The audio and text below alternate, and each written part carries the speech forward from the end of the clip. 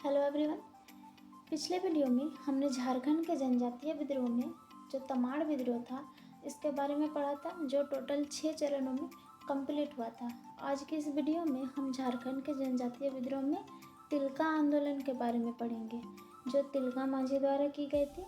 फिर उसके बाद हम जो तिलका मांझी के व्यक्तित्व है, जीवन परिचय, इसके बारे में भी पढ़ेंगे। लेकिन हम सबसे पहले देखते हैं तिलका आंदोलन के बारे में, जो 1783 ईस्वी में स्टार्ट हुआ था और 1785 ईस्वी तक चला था। तिलका आंदोलन की शुरुआत 1783 ईस्वी में तिलका मांझी और उनके समर्थकों द्वारा की गई थी। इस आंदोलन का प्रमुख उद्देश्य था, जो तिलका आंदोलन था, इनके कई उद्देश्य थे, जैसे आदिवासी के अधिकारों की रक्षा करना, जो अंग्रेजों के द्वारा आदिवासियों के जो अधिकार था इसको जो छीना जा रहा था, तो उसके अधिकार का रक्षा करना इस आंदोलन का उद्देश्य था। अंग्रेजों के विरुद्ध लड़ना, क्योंकि अंग्रेज आदिवासी पे अत्याचार कर रहे थे, झारखंड को लूट रहे थे।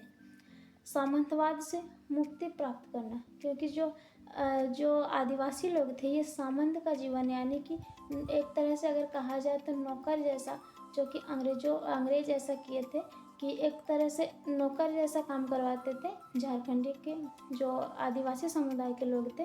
तो सामंतवाद से मुक्ति प्राप्त करने के लिए आंदोलन किया गया था और अंग्रेजों के दमन व फूट डालो नीति का विरोध करना। अंग्रेज झारखंड आके फूट डाल रहे थे झारखंडियों में और सभी का दमन कर रहे थे। इस नीति का विरोध के लिए तिलका आंदोलन किया गया था 1783 ईस्वी में तिलका मांझी और उनके कुछ समर्थकों द्वारा। इस आंदोलन का जो प्रमुख केंद्र था वो था वंचरिजोर, जो वर्तमान में भागलपुर नाम से जाना जाता है। उस टाइम इसी क्षेत्र को वंचरिजोर नाम से जाना जाता था, जो कि इस आंदोलन का प्रमुख केंद्र था। झारखंड के संथाल परगना क्षेत्र में इस युद्ध का व्यापक प्रसार हुआ था। जो संथाल परगना का क्षेत्र था, इसमें इस पूरा क्षेत्र में ये जो युद्ध था इसका प्रसार हुआ था।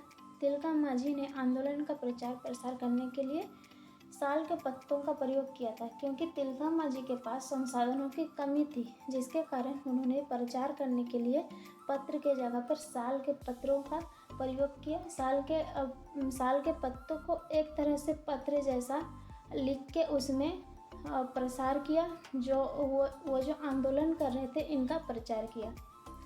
इस विद्रोह के दौरान 13 जनवरी 1784 ईस्वी को तिलका मांझी ने तीर मारकर क्लीवलैंड की हत्या कर दी। ये काफ़ी इम्पोर्टेंट पॉइंट है, क्योंकि ये प्रीवियस ईयर क्वेश्चन में आ चुका है। जो क्लीवलैंड नाम का एक अधिकारी था, अंग्रेज अधिकारी, इससे 13 जनवरी 1784 ईस्वी में तिलका मांझी ने तीर मारकर इसकी हत्या कर दी थी। क्लीवलैंड को मारने के बाद अंग्रेज अधिकारी आयरकुट ने तिलका मांझी को पकड़ने हेतु व्यापक अभियान चलाया। जब क्लीवलैंड को तिलका मांझी द्वारा मार दिया गया तो एक अन्य अंग्रेज अधिकारी आयरकुट नाम जिसका था वो आए और तिलका मांझी को ये पकड़ने के लिए व्यापक अभियान चलाया आयरकुट। इसी दौरान तिलका मांझी ने छापामारी यानी कि गुरिल्ला युद्ध का प्रयोग किया। इस युद्ध की शुरुआत सुल्तानगंज पहाड़ी से की गई। जब आयरकुट ने तिलका मांझी को पकड़ने हेतु व्यापक अभियान चलाया, तब पहली बार इसी समय तिलका मांझी ने छापामारी या जिसे गुरिल्ला का युद्ध कहते हैं, इसे शुरुआत सुल्तानगंज की पहाड़ी से की, जो कि तिलका मांझी द्वारा किया गया। संसाधनों की कमी के कारण तिलका मांझी कमजोर पड़ गए और अंग्रेज उन्हें धोखे से पकड़ लिया। क्योंकि अंग्रेज के पास जितना संसाधन थे, हम झारखंडियों के पास उतना संसाधन नहीं थे, जिसके कारण तिलका मांझी कमज़ोर पड़ गए और अंग्रेज उन्हें धोखा देके पकड़ लिए तिलका मांझी को। पहाड़िया सरदार जौराह ने तिलका मांझी को पकड़ने में अंग्रेज़ों की मदद की। जो एक झारखंडी होके भी जो पहाड़िया के सरदार थे जौराह, इन्हीं ने अंग्रेज़ों की मदद की थी तिलका मांझी को पकड़ने के लिए और धोखा देकर तिलका मांझी को पकड़ा गया। 1785 ईस्वी में अंग्रेजों द्वारा तिलका मांझी को बरगद के पेड़ पर भागलपुर में फांसी दे दी गई। ये भी काफ़ी इम्पोर्टेंट पॉइंट है।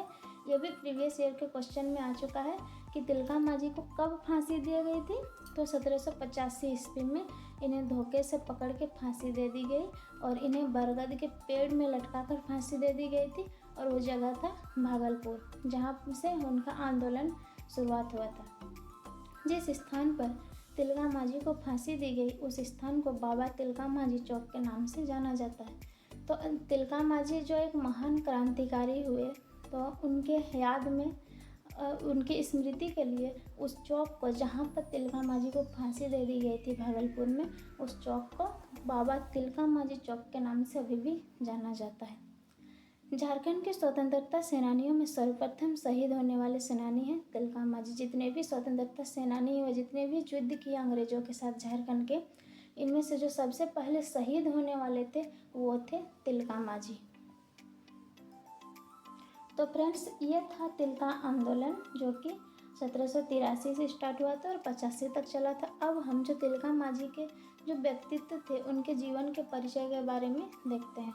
तिलका मांझी का जन्म तिलकपुर नामक गांव सुल्तानगंज भागलपुर में 11 फरवरी 1750 ईस्वी में हुआ था। इनका जन्म हुआ था 11 फरवरी 1750 ईस्वी में।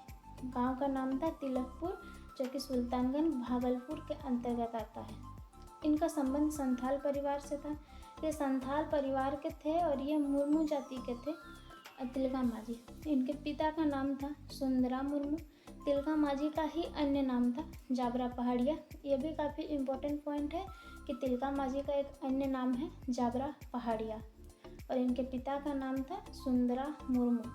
अंग्रेजों के विरुद्ध विद्रोह करने वाले ये प्रथम आदिवासी थे, अतः इन्हें आदि विद्रोही कहा जाता है।